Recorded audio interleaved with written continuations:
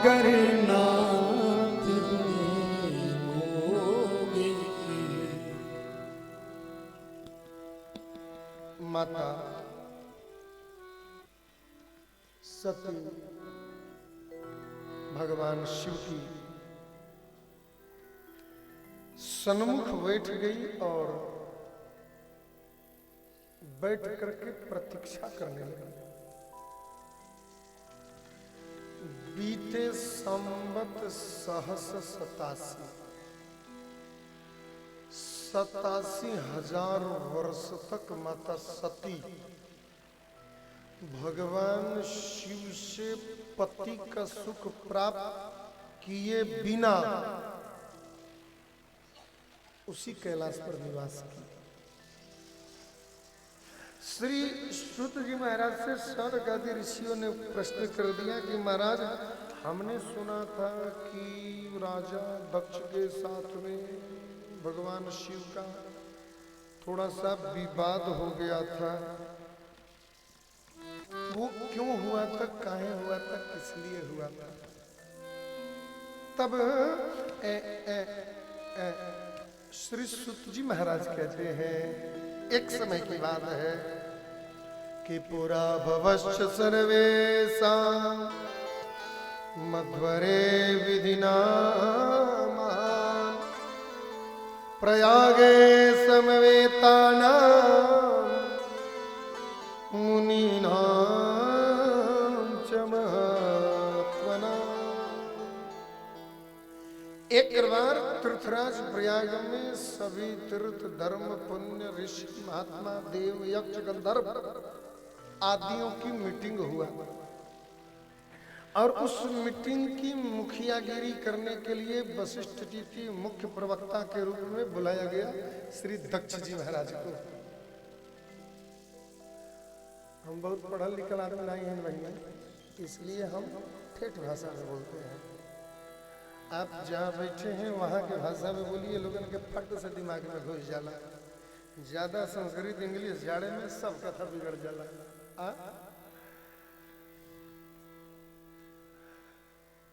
उस कार्यक्रम की अध्यक्षता कर रहे थे श्री दक्ष महाराज। मीटिंग था कहाँ? प्रयागे समवेतानाम मुनीनाम च महात्मनाम। मुनि महात्मा देवता यक्ष गंधर्व विद्वान सब आए थे। ब्रह्मा विष्णु जी तो थी ही, हमारे विश्वनाथ जी भी हुआ गए थे। अब भयल ऐसा न कि जब दक्ष जी महाराज सबसे लास्ट में आए तो दक्ष जी महाराज का सबने खड़ा होकर के स्वागत किया। तस्मिन वसरे दक्ष प्रजापति महाप्रभु आगमत्रम सुप्रीत सुवर्ची यदृचक्षया। महाराज प्रजापति दक्ष को आते हुए देख करके सब लोगों ने खड़ा होकर के स्वागत किया।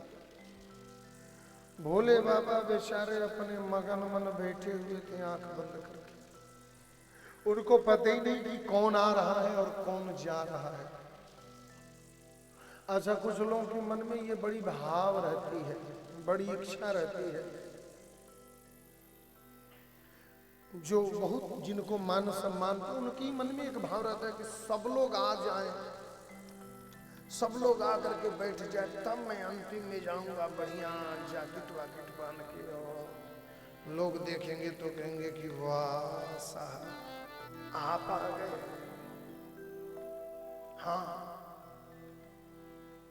अच्छा, हमारे बनारस में लोग खूब अंत में जो लोग आते हैं ना सज धज करके, अगर कहीं होली का पर्व हो तो लोग बात बात में बड़ा प्रेम से बोल देते हैं, अरे साहब आप आए हैं। दूर से तो लग रहा था कि गदहा के बाप आए हैं। हाँ, ये बनारसी भाषा हो। थोड़ा सा जिसके मन में तृष्णा होती ना, लोग मेरे को देखें तो लोग चाहते हैं कि अंतिम में चलो, और चलो तो सीधा आगे चलो। मंच पर भले 500 के नोट चढ़ावे के पड़ी, लेकिन 2 मिनट कैमरा के सामने खड़ा होकर ऐसे मडराई जरूर, मानव ना। जरूरी भी है, होना भी चाहिए। राजा दक्ष के मन में यही हुआ, अंतिम में चलूंगा ना, सब लोग मेरे को देखेंगे, और सब लोग मेरे को देखेंगे तो मतलब कि मेरा स्वागत करेंगे। और सचमुच में सब लोग खड़ा होकर स्वागत किए। शिव जी नहीं खड़ा हुए। अच्छा, कुछ लोगों का एक ध्यान होता है, कितने लोग प्रणाम आकर के किए हैं, उन लोगों पर दृष्टि नहीं है। कौन प्रणाम नहीं किया, मेन गेट पर उसी को ढूंढते रहते हैं। हाँ, कलयुग के कलमश ताप वृत्ति युक्त भावों का ये स्वरूप है। दक्ष को ब्रह्मा विष्णु को छोड़ के सब के प्रणाम कैलाश, और सब देवता यक्ष गंधर्व ऋषि मुनि तपस्वी सब प्रणाम किए। एगो खाली हमारे भोले बाबा लाई कल कैला। दक्ष का किसी पर दृष्टि नहीं गया, भोले बाबा पे आ गया। और सुनो, कितना भी बुद्धिमान व्यक्ति हो ना, अगर पर्सनल एकांत जगह में अगर कोई व्यक्ति अपमान कर देता है तो नहा धो करके झाड़ करके चल देता है। लेकिन यदि समाज में कोई व्यक्ति अगर किसी का अपमान कर दे, कितना भी बुद्धिमान पुरुष होगा, तो वो व्यक्ति उस व्यक्ति को भी कुछ बोले बिना मानेगा नहीं। चाहे दांत दबा करके बोले, मुंह छिपा कर बोले, लेकिन बोलेगा जरूर। बस समाज में अपमान करके देखो, 10 आदमी के बीच में केवल मजाक में ही किसी को ऐसे बोल दो, केवल ये देखने के लिए कि वो बोलता है कि चुपचाप रह जाता है, वो बोले बिना मानेगा नहीं। हाँ, हम के कहते हुआ हम तोरे बारे नहीं जानती क्या लगला बतियावे, तोरे 3 पीढ़ी हम जाना थे, लगला बतियावे, मानेगा नहीं आदमी। ये स्वभाव होता है, नेचर होता है।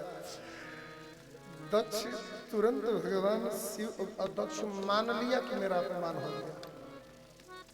भगवान शिव किए नहीं थे, उसने मान लिया कि मेरा अपमान हो गया, और ये मान करके भगवान शिव को लगा गाली दे दे। पता है क्या क्या बोला है, बताऊं?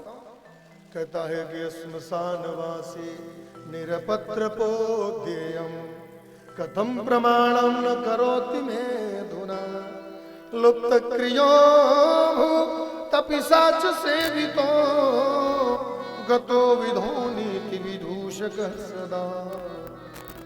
ये श्मशानवासी है, ये भूत प्रेत पिशाचों के साथ में रहने वाला है, अनंग रहने वाला है। ये सदा ऐसे ही अभक्षा भक्ष करने वाला है। ये सदा नग्न होकर के ऐसे श्मशान पर घूमते रहता है। इसको किसने बुलाया सभा में, क्यों बुलाया, कहे को बुलाया? और धेयम यज्ञ विद्धिम प्रणोमि वर्णे स्वदितो यद् रूपम च रूप देवैर्नं भागलवतां सहैव श्मशानवासिं कुलजं महीनः।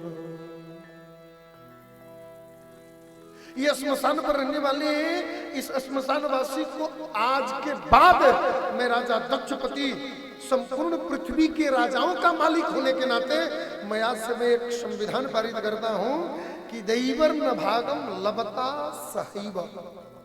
आज के बाद यह किसी के यज्ञ में भाग नहीं लेगा, ये किसी भी यज्ञ में सम्मिलित नहीं हो सकता, और आज के बाद में कोई भी व्यक्ति इसको यज्ञ में निमंत्रण भी नहीं देगा। मेरा श्राप भी है और मेरा ये संविधान भी है। इतनी बात सुनते ही वहीं पर बगल में खड़ा था नांदिया बाबा। शिव जी से बोला कि बाबा कुछ बोलते क्यों नहीं हो? अरे बोले हम पहले ही नहीं बोले तो बाद में क्या बोलेंगे, हृदय नहीं बोलेंगे हम।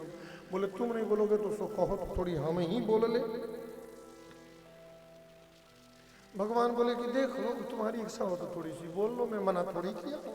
हाँ, तो ये दक्ष जो था ना, वो तो आप और जीजी और आप का करके बोल रहा था, और नंदी तो भोले बाबा का अपमान देख करके इतना नाराज हुआ, इतना बुरी तरह से नाराज हुआ कि वो तो सीधा रे रे कह करके बोलना चालू कर दिया। बोले रे रे सठ महामूढ़ा दक्ष दुष्ट मते त्वया यज्ञं वा होई मे स्वामी महेशो ही कृतं कथं। अरे महामूढ़, अरे महासठ, अरे दुष्ट, तूने भगवान शिव को यज्ञ में भाग लेने से मना कर दिया। मैं भी जरा देखूं तो सही कि दुनिया में बिना शिव को बुलाए हुए यज्ञ करता कौन है? बिना शिव को निमंत्रण दिए बिना यज्ञ करता कौन है? जरा मैं भी तो देखूं। जिस परमात्मा के स्मरण मात्र से दुनिया के संपूर्ण यज्ञ पूर्ण होते हो, उसी परमात्मा को तुम यज्ञ में नहीं बुलाओगे, धमकी देते हो। जिस भगवान शिव के कृपा के बिना कोई यज्ञ संभव ही नहीं है कि पूर्ण हो, उसी भगवान को तुम कहते हो कि यज्ञ में नहीं बुलाएंगे। यस्य स्मरण मात्रेण भवन्ति सकलामखाः, जिसके स्मरण मात्र से ही मानो वाजपेय यज्ञ का पुण्य मिल जाता हो व्यक्ति को, जिसका नाम उच्चारण मात्र से तीर्थानि च पवित्राणि सोमम शक्यो हरम कथा,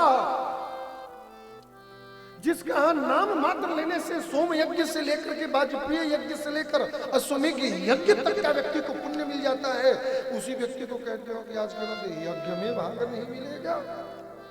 मैं भी जरा देखता हूं, और रेतु रेतु रेतु रेतु का करके नंदी बोलने लगा, सो दक्ष को लगा कि हे भगवान, हम अपने से बड़े व्यक्ति का अपमान किए।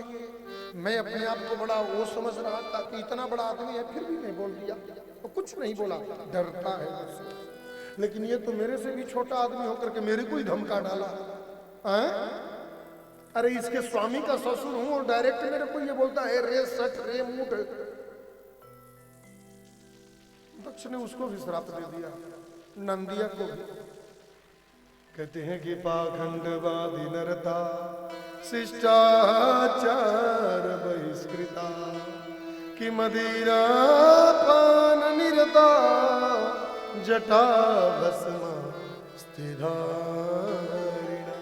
आज के बाद मैं तुमको श्राप देता हूं कि तुम लोग जैसे व्यक्ति आने वाले समय में पाखंडी के रूप में जन्म लेंगे। उनके सिर में जटा तो होगा, उनके माथे पर त्रिपुंड तो होगा, उनके गले में खूब रुद्राक्ष तो होगा, लेकिन फिर भी वो व्यक्ति नशा करने वाले, मदिरा पीने वाले, भांग गांजा पीने वाले और कुमार्गगामी होंगे, वेद से विरुद्ध मार्ग करने वाले होंगे। श्मशान में रह करके मांस भक्षण जीवन करेंगे और कहेंगे कि हम शैव हैं। ऐसे पाखंडी बने जाओगे। नंदी बोला कि शिव जी के चक्कर में तो दक्ष ने हमको भी लपेटे में ले लिया। खूब वार्तालाप हुआ, काहे को मीटिंग होने जाए और काहे को सभा होने जाए, मीटिंग हो गया कैंसिल। प्रेम से बोलो हाँ। अब 20-25 आदमी मिल सज धज करके तैयार होकर के लाल पीला चुनरी ओढ़ करके आकर के बैठे और उसी में 4 लोग झगड़ा करने लगे, तो क्या सीता जी का विवाह, राम जी का विवाह होगा? ए भैया झगड़ा चल आई जाने तो पुलिस आई तो पूछी कि रउआ का भइल हो, बता का बताई, निकल आई। सब लोग चल दिए वहां से। हाँ, और चल करके सब लोग वहां से चले गए। अब इस दुनिया में यज्ञ करे कौन? क्योंकि जिस यज्ञ में शिव को निमंत्रण न दिया जाए तो वो यज्ञ पूर्ण हो ही नहीं सकता है। और ऐसे सैकड़ों प्रमाण है, ऐसे कई शास्त्र में, कई पुराणों में ये बातों की चर्चा है। बिना शिव के कृपा के बिना तो यज्ञ सफल नहीं हो सकता ना।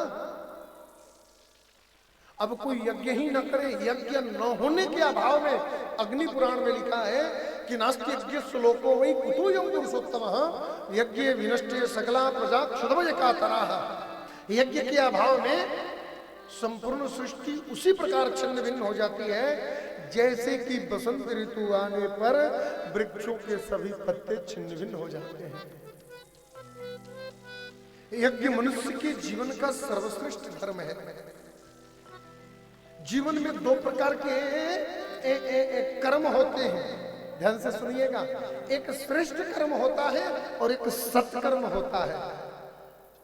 तो अग्नि पुराण में बड़ी विस्तृत वर्णन है मनुष्य के जीवन का श्रेष्ठ कर्म क्या है। बोले यज्ञो वै श्रेष्ठतमं कर्म। यज्ञ ही मनुष्य के जीवन का श्रेष्ठ कर्म है।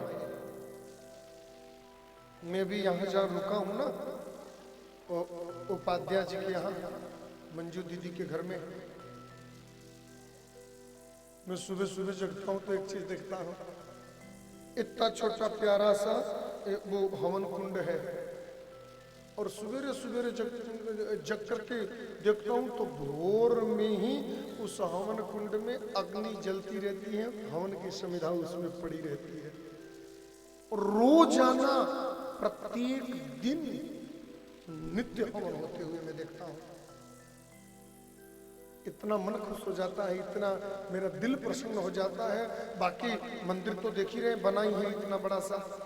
अब मंदिर में कितना पूजा होता है, कितना जप होता है, कितना तपस्या होता है, वो तो मैं नहीं जानता और न मैं जानना चाहता हूँ। मैं इतना जरूर कहूंगा कि दुनिया जाने न जाने, ये बात विश्वनाथ जी जान जाए, बस वही काफी है। दुनिया को जान करके क्या करना जी, खीर पूड़ी खाना है क्या? लेकिन जो हवन होता है ना, वो मैं देख करके मेरा मन प्रसन्न हो जाता है। ये मनुष्य की जीवन का श्रेष्ठ कर्म है। अग्नि पुराण में लिखा है, यज्ञो वही श्रेष्ठतम कर्म। यज्ञ मनुष्य का श्रेष्ठ कर्म है और उस कर्म के द्वारा व्यक्ति अपने जीवन के समस्त मनोवांछित फल को प्राप्त कर लेता है। और दूसरा है व्यक्ति के जीवन का सत्कर्म। दुनिया का सबसे बड़ा सत्कर्म क्या है? बोले दुनिया का सबसे बड़ा सत्कर्म है शिव महापुराण की कथा सुनना। प्रेम से बोलो नमः पार्वती पतये हर हर महादेव। भगवान विश्वनाथ का दर्शन, गंगा का स्नान, माता अन्नपूर्णा की शरणागति और शिव महापुराण का अध्ययन, ये मनुष्य के जीवन का सबसे बड़ा सत्कर्म है। दक्ष ने बोल दिया किसी को नहीं करना, करेगा कौन? यज्ञ कोई करता ही नहीं है और यज्ञ कोई करे नहीं तो सारी पृथ्वी दूषित होने लग गई। अब मन में सोचा कि अब कोई नहीं कर रहा है सो हम ही कर लेते हैं। सो दक्ष स्वयं ही यज्ञ करना चालू कर दिया कि गदा तु मुने तेना यज्ञं प्रारंभितो तत्राहुस्तत्तदा सर्वे दीक्षितेन सुरर्षयः। महाराज दक्ष ने स्वयं यज्ञ करना प्रारंभ कर दिया और स्वयं यज्ञ की तैयारी किया। सारे दुनिया में निमंत्रण कार्ड छपवाया, सबको भेजा और सबको बोला कि आ जाओ और मैं यज्ञ कर रहा हूँ, यज्ञ में आकर के सब लोग भाग ले लो। यज्ञ हुआ कहाँ? बोले वर्तमाने महायज्ञ तीर्थे कनकले तथा ऋत्विजश्चंकृतास्तेन भृग्याधाव शपोधन। कनखल नाम के तीर्थ में दक्ष ने यज्ञ का आयोजन किया। भृगुवादी ऋषियों को, बड़े बड़े संत महात्मा अमलात्मा ज्ञानी जनों को और सब लोगों को निमंत्रण दिया, आ जाओ सब लोग यज्ञ में। और दक्ष के यज्ञ में बड़े बड़े संत महात्मा सब के सब लोग आए। कौन कौन आया? दक्ष लिए मुनि बोल शव करने लगे बड़े जाग, निवते सादर सकल सुरा जो पावत मखतवार। जिन जिन लोगों को यज्ञ में भाग लेने का अधिकार था, संपूर्ण पृथ्वी के उन सब लोगों को निमंत्रण देकर बुलाया गया। शिव महापुराण में लिखा है, द्विजर्षि राजर्षि सुरर्षि संध्या निपा समित्रा सचिवा ससैन्या वसु प्रमुखा गणदेवताश्च सर्वे वृता